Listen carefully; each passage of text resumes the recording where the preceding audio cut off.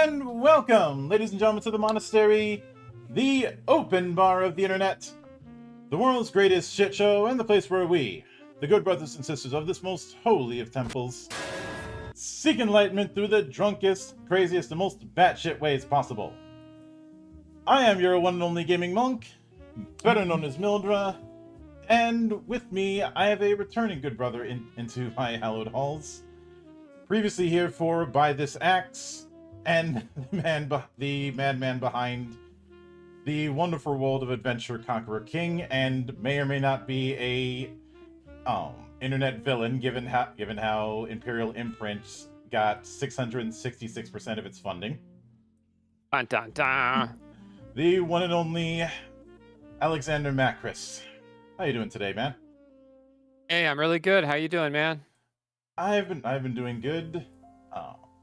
It was a bit chaotic earlier in the day, which is why I had to do a bit of schedule shuffling. But I'm no stranger to this kind of thing. I mean, I've been doing these interviews for 5 years now. It'll be, and come this Wednesday, it'll be 11 years that I've been doing this whole YouTube thing.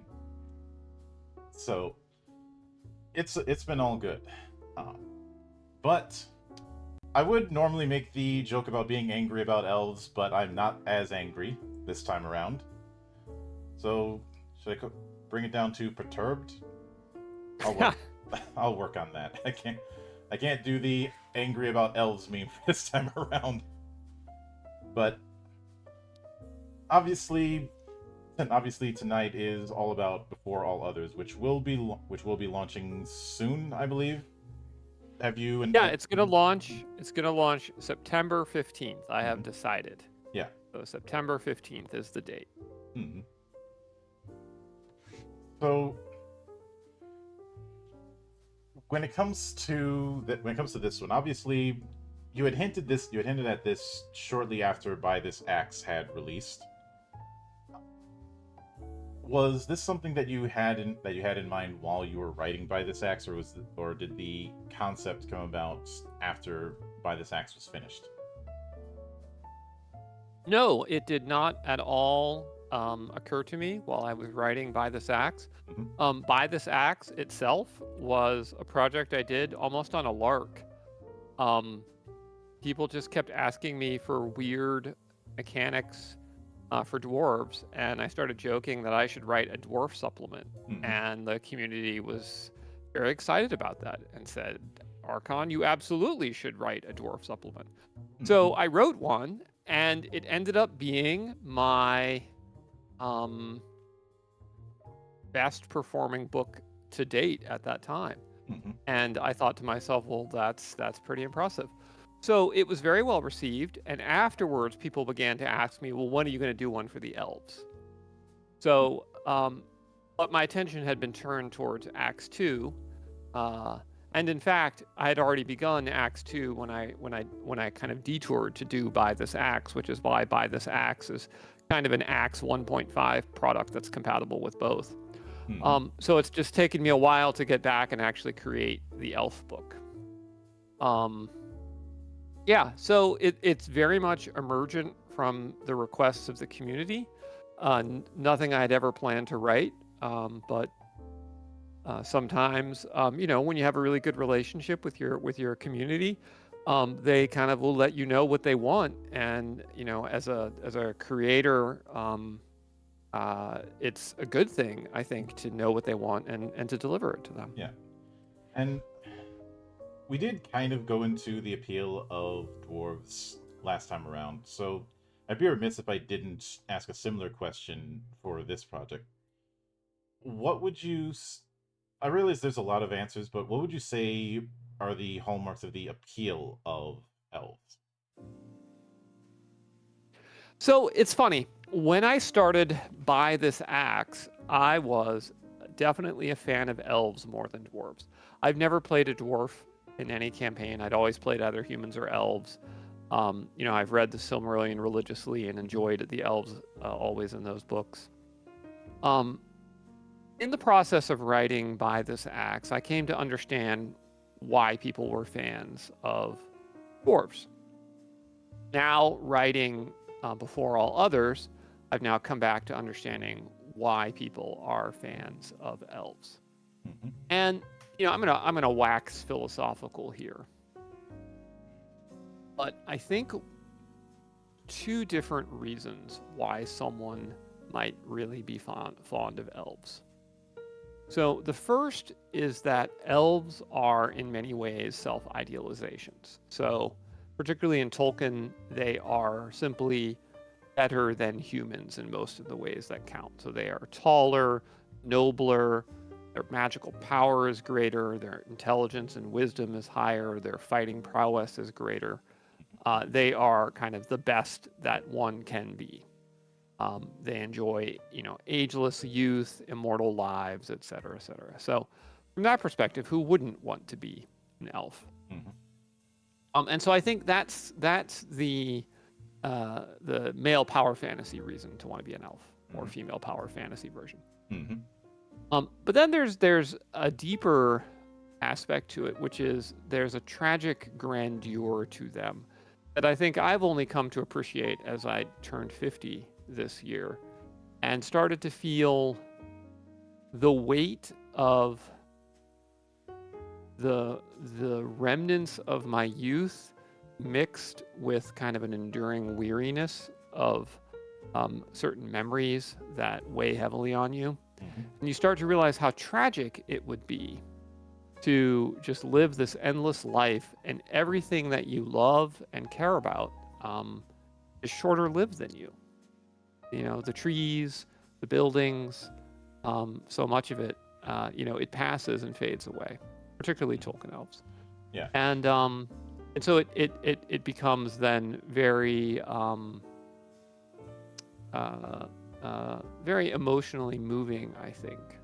So anyway, we're obviously we want to try and cater to both groups in before all others, right? Like you want to offer the fantasy of being the elf, but you also want the culture and the setting and the lore to reflect like that deeper side, that tragic grandeur that they have as well. Mm-hmm. The Silmarillion isn't a comedy.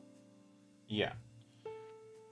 And the closest thing to comedy is just the existence of Tom Bombadil, but that's another story.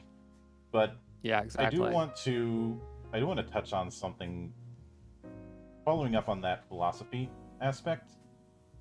Since one of the other recurring things we see with elves is a natural curiosity. To kind of wax philosophical about the appeal in a different form, why do you suppose that became one of the big recurring hallmarks of elven characters in fiction? Sorry, my dog barked just as you asked the question. Can you ask the question again? Yeah, it's more about following on the whole philosophy of the elves' appeal. Why would you say that curiosity became one of the recurring elements with a lot of elven characters in various fiction? I don't know, and I actually don't think it ought to be. And a long-lived elf is not going to be enormously curious because they have seen so much, and their pattern recognition skills are going to be so well developed. I think curiosity makes more sense for other races than it does for elves.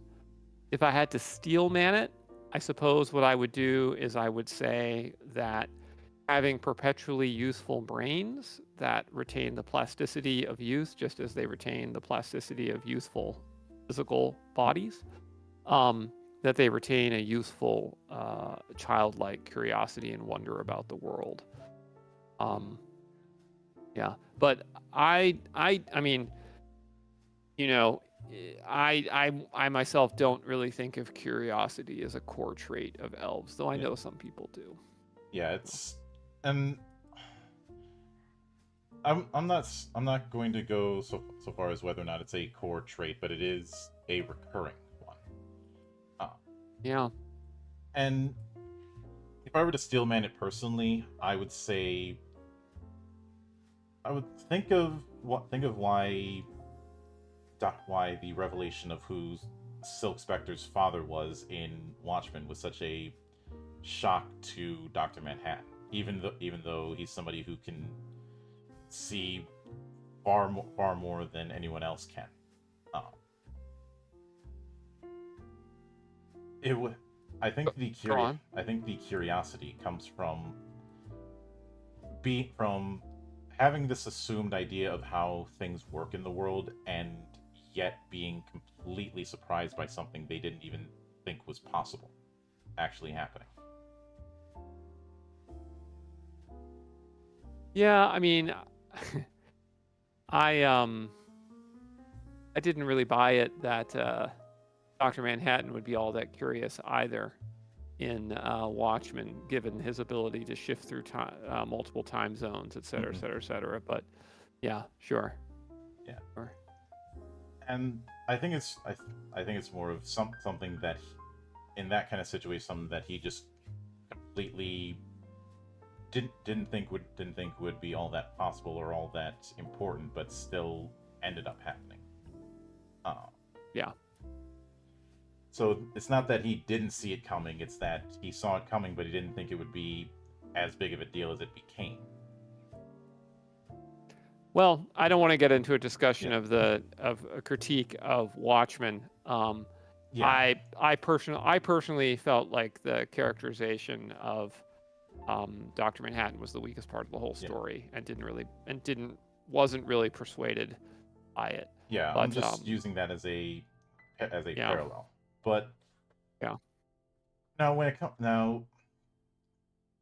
it is when it comes to characters, I do want to go a bit into the approach you're taking with classes, because obviously going into each class in detail would end up running this interview for much longer than anyone would anticipate. But I kind of like to get a feel for the play style or the general vibe of each of the racial classes that are going to be in chapter 4 of the book, if you don't mind.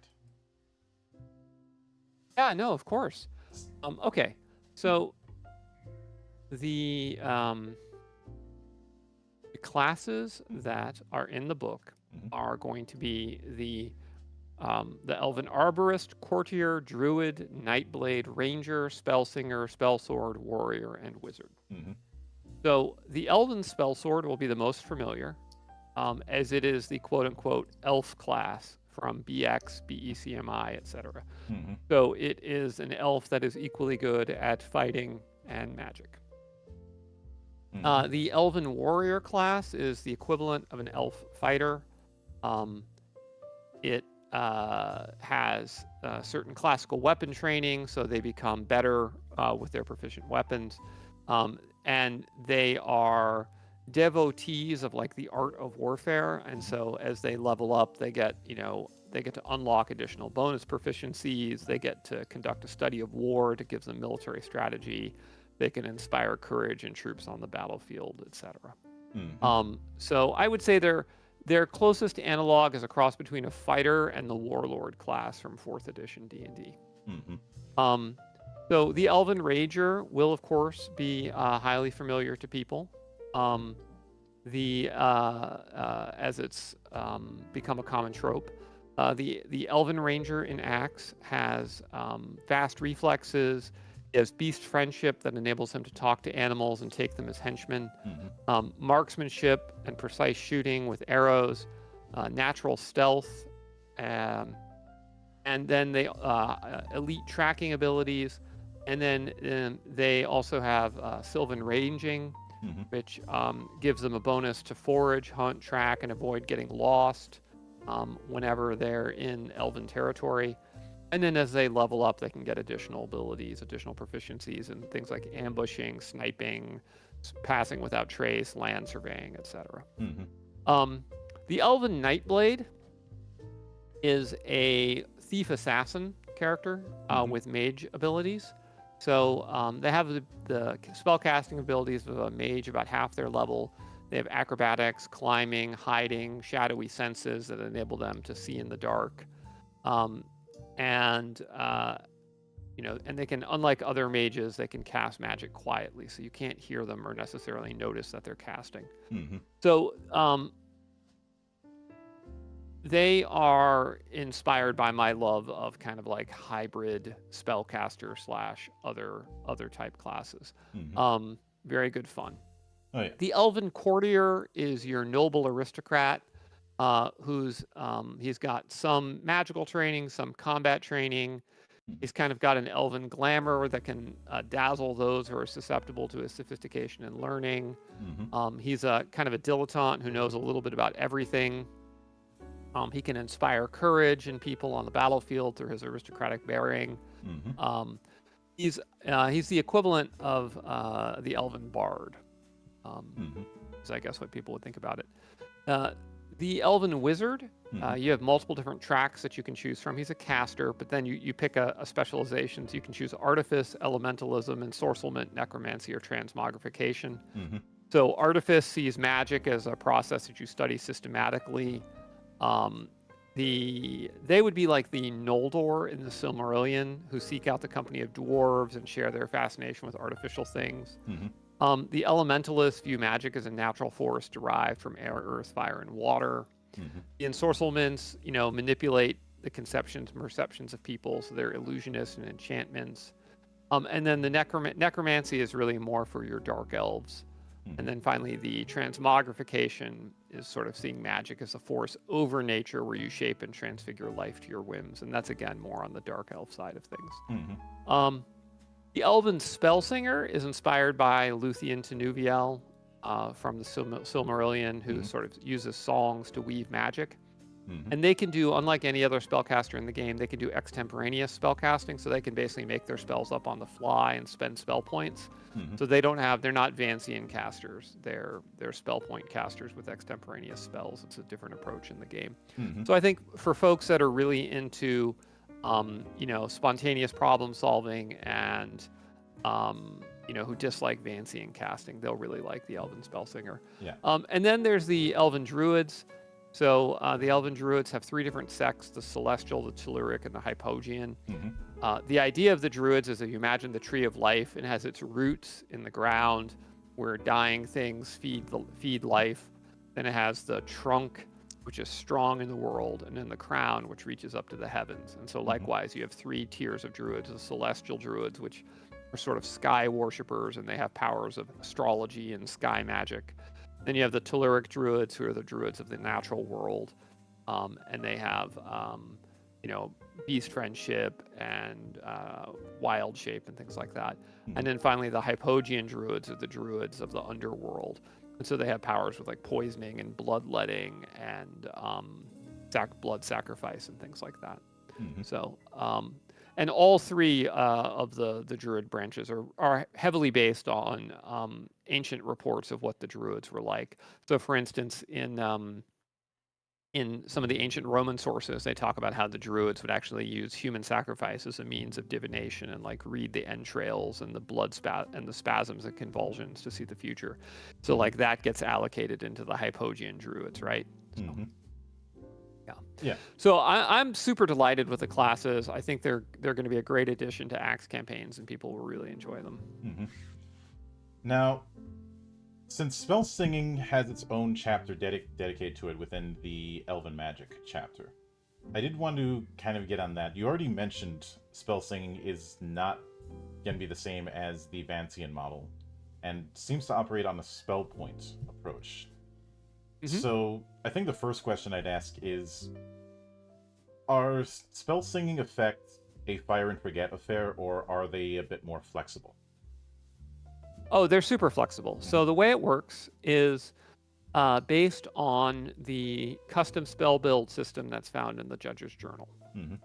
So you pick the level of the spell that you want to cast extemporaneously, and that gives you a certain number of points that you can allocate.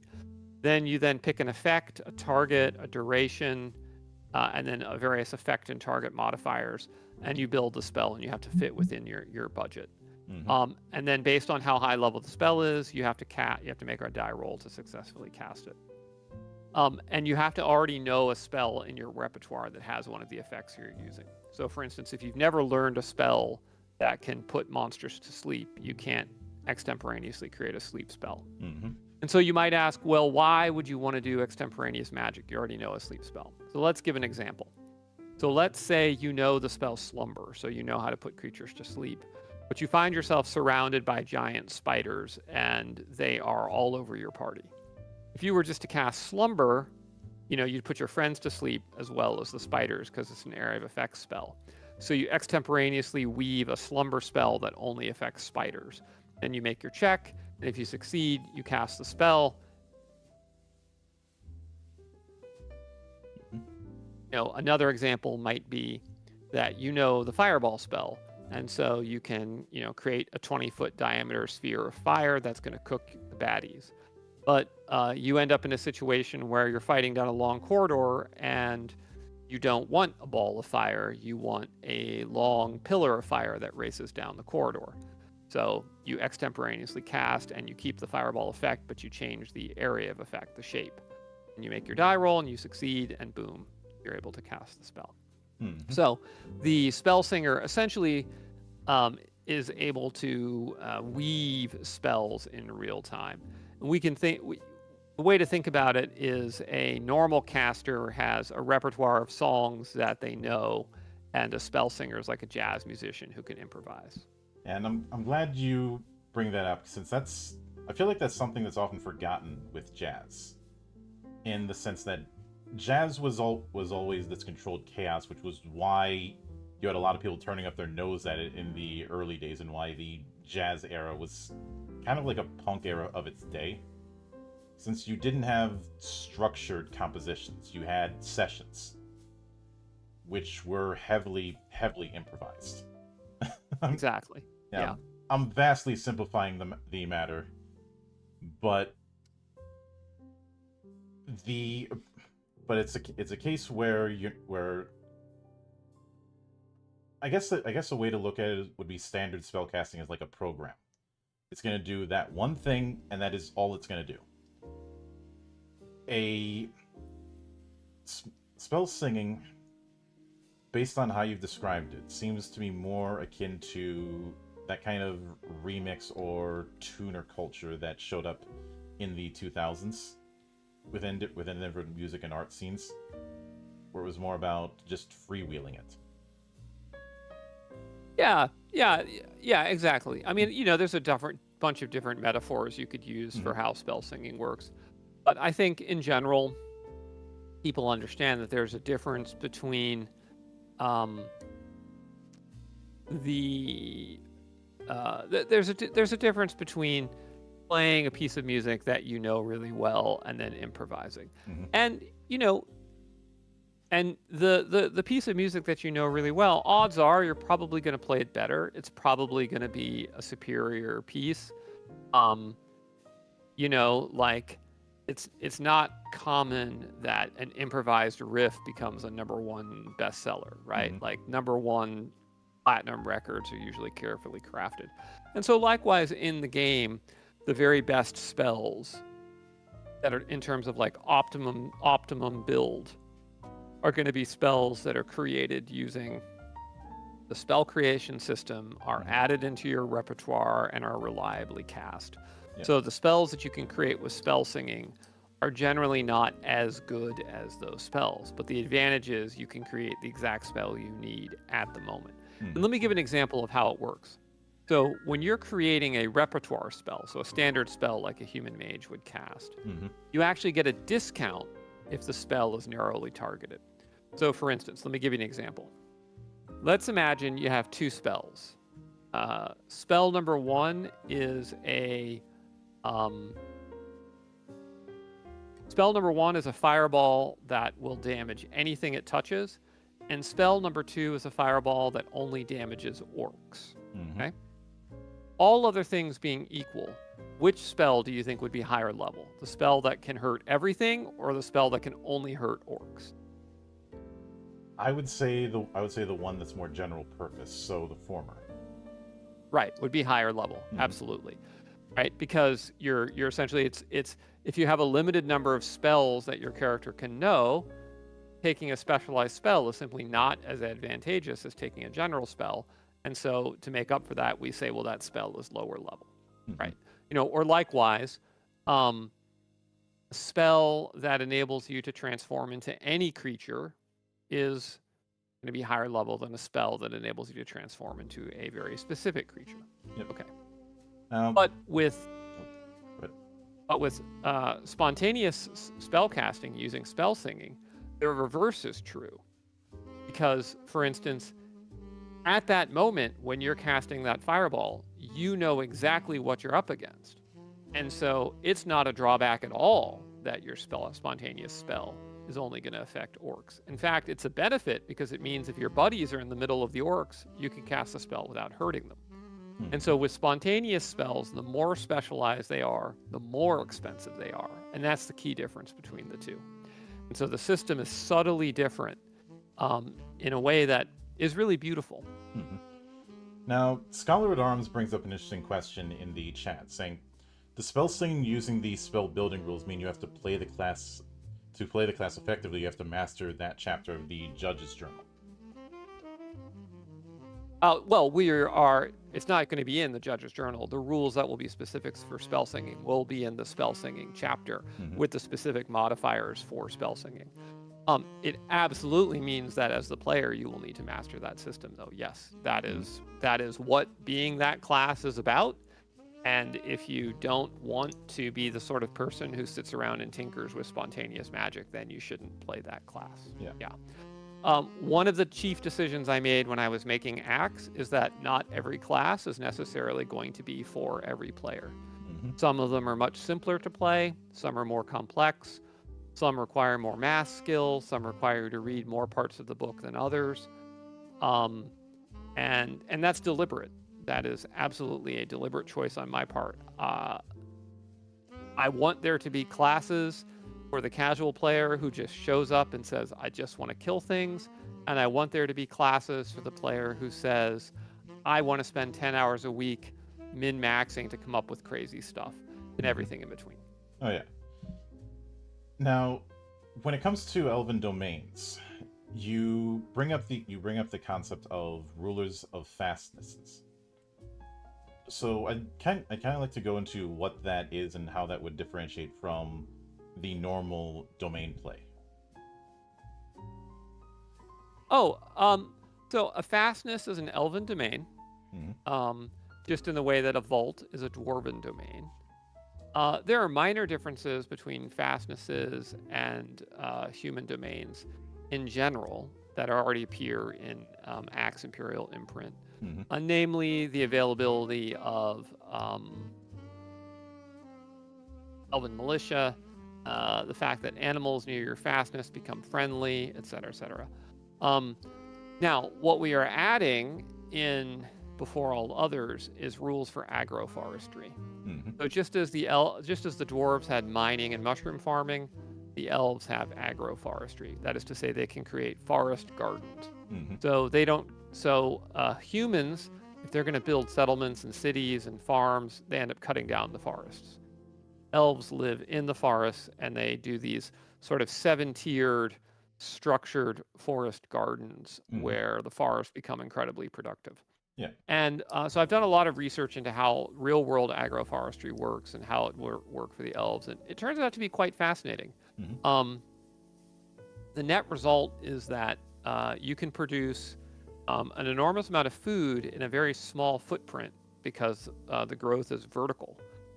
So you have these 7 layers, and so some of the food is being produced by the high trees, some of the food is being produced by the low trees, some of the food is being produced by vines on the trees, some is by bushes, some is by low shrubs, and then some is by root vegetables below. And the overall is hyper productive. And so it means the elves can get all of their plant and carb needs from this small footprint of the forest, and then the area around that can be left for wild game. And so they can have these kind of game reserves and chases and forests around their forest gardens. And it answers the question, like, what the heck do the elves eat? Because you never see any farms in Lothlorien or Rivendell. Well, that's why you don't see any farms. The farms are literally in the forest. You're walking through the farm. And when it comes to the Elven Warfare chapter, obviously warfare and large-scale combat is a major pillar within Axe. So what's going to be changing from the core elements of that sort of warfare setup to before all others? Oh, it's not intended to change the warfare supplement so much as simply to give you all the troop types that are available to the elves and and various domains of war statistics for different elven troops. That's all. So so you'll get things like units of rangers, units of spell swords, maybe some Pegasus mounted Aerofrax, things like that. Yeah, since the idea of elves going to war is something that we don't get a whole lot of appearances in. Then I know that there's been the appearances in Tolkien's worlds, but in terms of large scale, the reference that we have for that is smaller. So I'm curious what sort of, I guess not changes, but what sort of approaches one could expect from when elves go to war.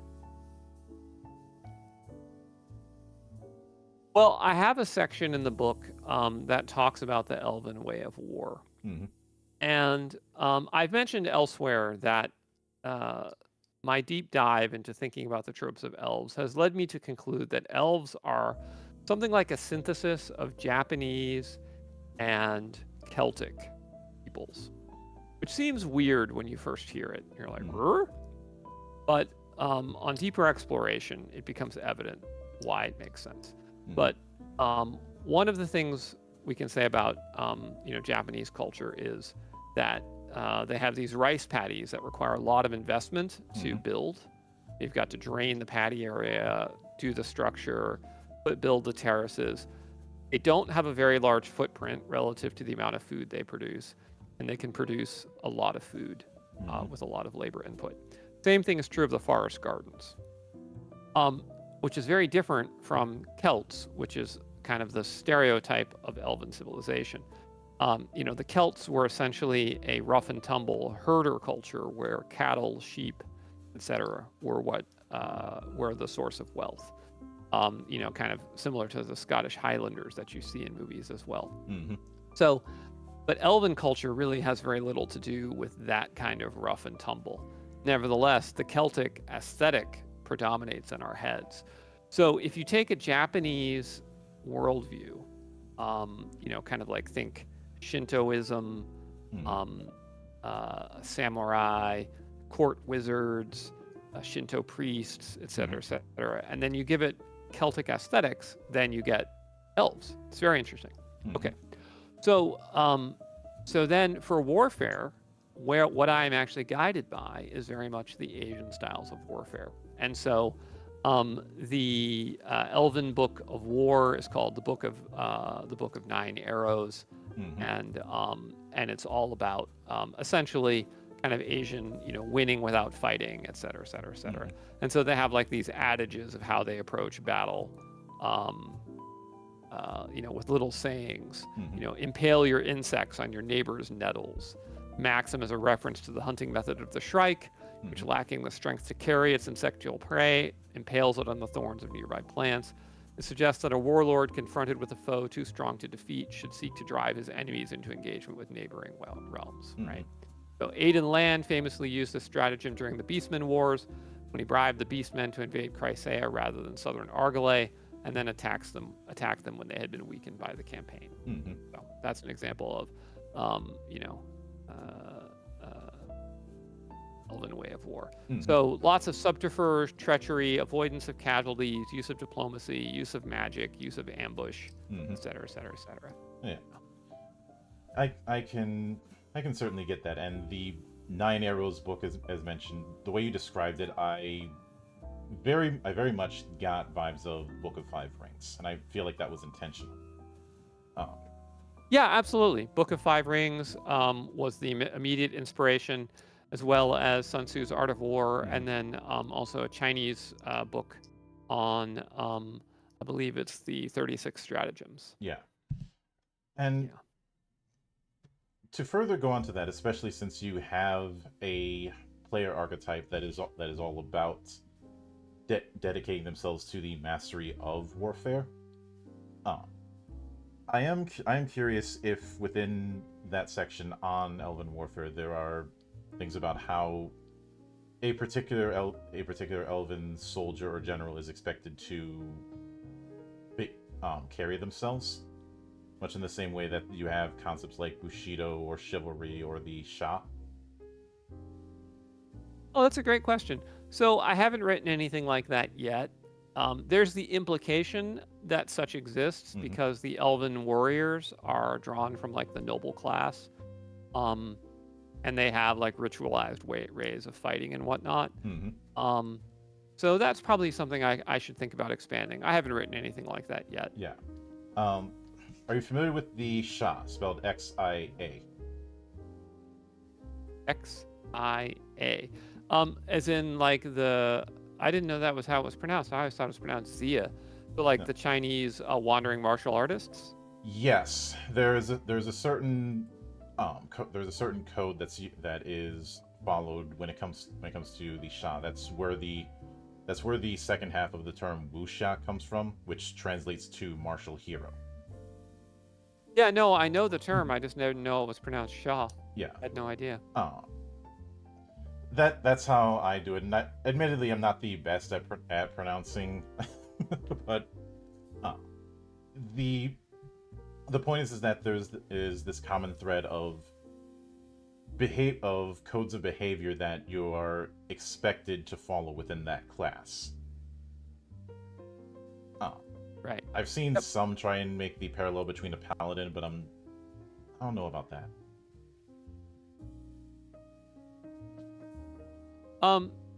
Yeah, for sure.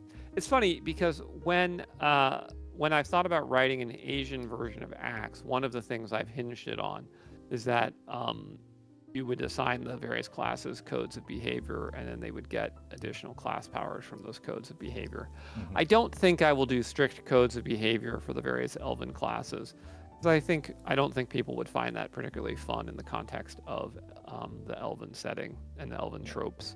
But certainly, if one was going to do like a Chinese or Japanese Axe, you'd want to have codes of behavior for the various classes to reflect that.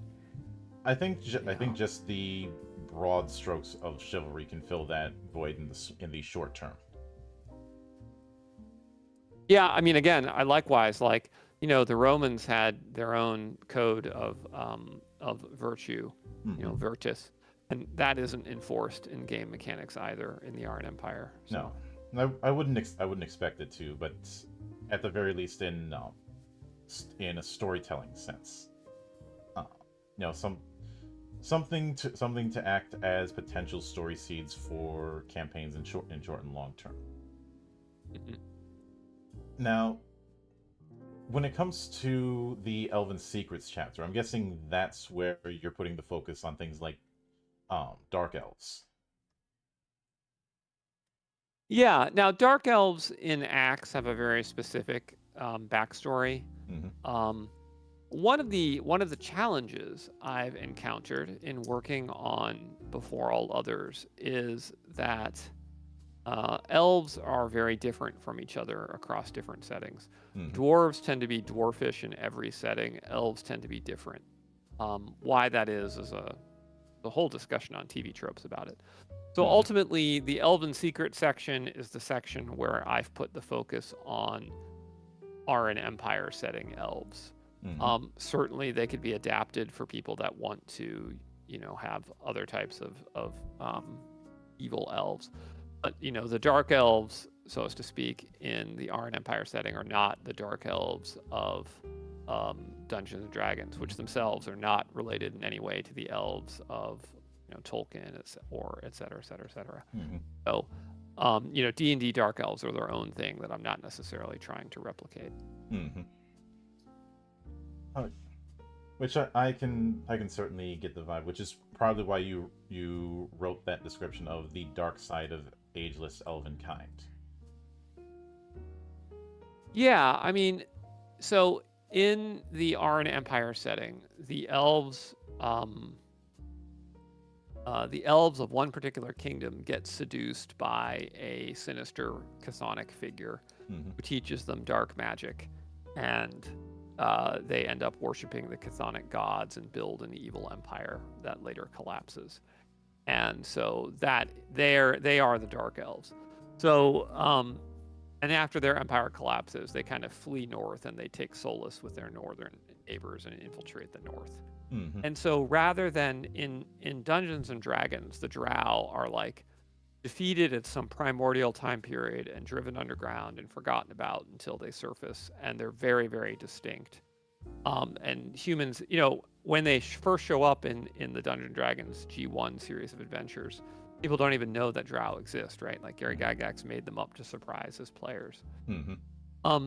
In the Arn Empire campaign setting, the there's similarly there's some secrets about the elves, but it's pretty widely known that the elves used to have an empire that occupied a big part of the continent and had some, did some unpleasant deeds and were in a lot of big wars and things like that. And the elves as a whole in the Arn Empire setting are neutral rather than lawful, so they're not like the goody two shoes of the setting. They're neutral. They're kind of mixed. Mm-hmm. So, yeah. Yeah, I can certainly get that. Now, with that in mind, what are you shooting for as far as a page count for this? Right now I'm shooting for about 200 pages. It might end up bigger than that, depending what stretch goals we get. Mm-hmm. Yeah, I could see that. I think that was around the same page count as By This Axe. Yeah, exactly. Mm-hmm. Yeah. Yeah, and I know that this is written for both Axe Imperial Imprint and for other OSR games. How easy or difficult is it to write with that in mind, that it might be not just for Axe but for other systems?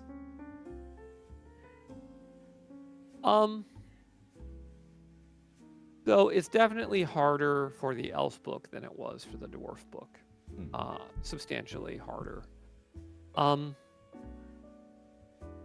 In general, it seems to me that most fantasy judges are pretty happy to steal / borrow anything they like from any genre whatsoever. Mm-hmm. And so I don't work myself up into a big stress about it. Like, what I do is I provide some conversion guidelines for those who want conversion guidelines, and then I just kind of focus on making things awesome and fun. Mm-hmm. And if you make things awesome and fun and you tell people how they can use it for their own settings, they'll figure it out. Yeah. And oftentimes what'll happen is someone will say, this mechanic is really cool and I'm going to steal it for this other game. And then they'll end up adapting it for the other game and be like, oh, well, this is unbalanced, these other classes, so let me go steal some other stuff from Axe for these other classes. And then they bring that in, and so on and so on. And so people end up playing these weird hybrid games that are a mix of various other products. Yeah, and it's totally fine. Like, I've done that so many times, and mashups are fun. Mm-hmm. And no, one of the greatest fan projects I'd ever seen was one giant mashup of like 5 or 6 different systems that somehow worked. Though, with that in mind, I know you already mentioned the Kickstarter launch date. As far as a release window, are you shooting for late spring? Oh no, not at all. I never get my games released that fast. Mm-hmm. It won't be out for at least 12 months and probably 18 months after funding. Which I'm just a one-person company, so I have to do the writing, and then I have to do the editing, and then I have to do the art direction, and I can't hire the artists until I've got the layout done, and I can't do the layout until I've had the text written and also play tested and proofread, and so it just takes a really long time. Yeah, I can get that. And I will be looking forward to seeing how that manifests. But with that said, I do want to sincerely thank you for taking the time out of your schedule to come all the way to my monastery once again and enjoy the madness that happens around here. Oh, of course. Of course, man. Thanks for having me back on. Mm-hmm. And anytime you see fit to return, whether it's for more of Axe or for something else, because all things are on the table, the door is always open. As I often say around here, drinking is not mandatory, but it is encouraged. Aw. I did not get drunk for this one, man. I'm sober as heck. Yeah, I mean, I'm doing elves now, so I have to plan to be like ageless and immortal. So I'm like doing all this healthy living. It's funny, I gained weight when I was writing the Buy This Axe book. I was up to like 190 pounds, and now I'm back down to 170 when I'm doing the elf book. Mm-hmm. So, yeah, it's interesting. I don't know.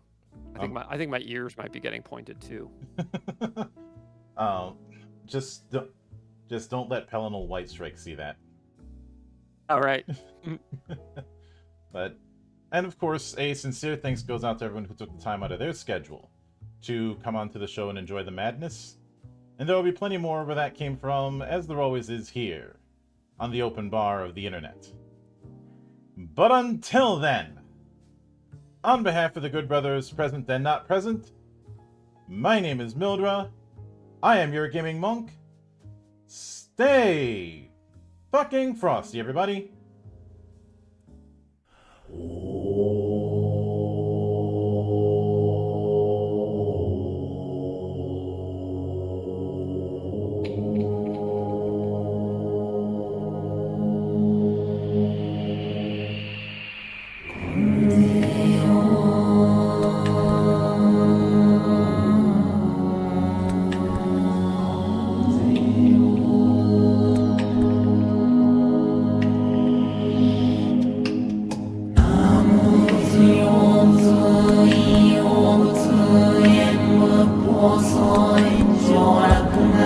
subscribe cho kênh Ghiền Mì Gõ để không bỏ lỡ